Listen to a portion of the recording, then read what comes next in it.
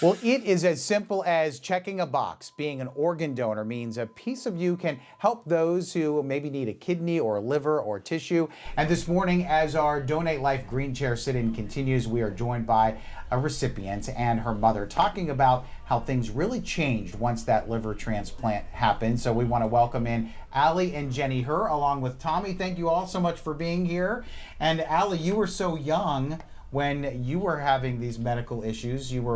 I know you were 2 years old, you weighed only 15 pounds, but then things changed at 2.5. You got your transplant, your liver transplant. You really haven't known anything else other than that, right? No. Your parents went through the tough times too, right? Yeah. How are you feeling today? I mean, here we are, you're 19 years old and just so active. Yeah, I'm feeling perfectly healthy, and ever since then I've been able to do what any other girl has done for a normal life. I've been able to play sports in high school. I've done rodeos. I've gone all over traveling, doing what I love because it's my second chance. It is. And Jenny, talk about those days when she was so young. I mean, you're a parent. You just want your child to feel better and get better. And I know Tommy's got a picture of Allie back in those days. Yeah, this was 2 months before we received a life-saving gift of the liver transplant. She was born with rare pediatric disease, biliary atresia, and I mean, it was devastating news when we found out that she had to be listed for a transplant. We were actually on 1 year and 9 months,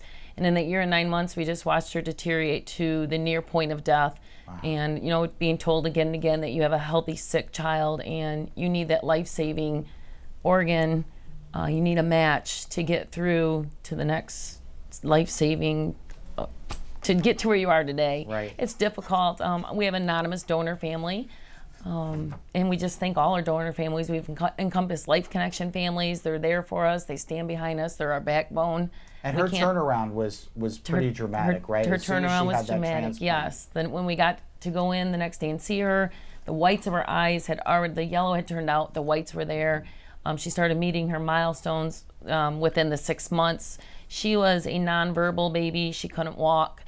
She wasn't crawling or wasn't walking yet. She was feeding tube dependent. She was using sign language, and just everything started just happening very quickly and progressing quickly as soon as she received that liver. And Allie, what can you say about not only your donor, but for those who are maybe don't really understand or maybe I should be a donor, maybe I shouldn't, what would you say to them? Because you're such a wonderful success story here.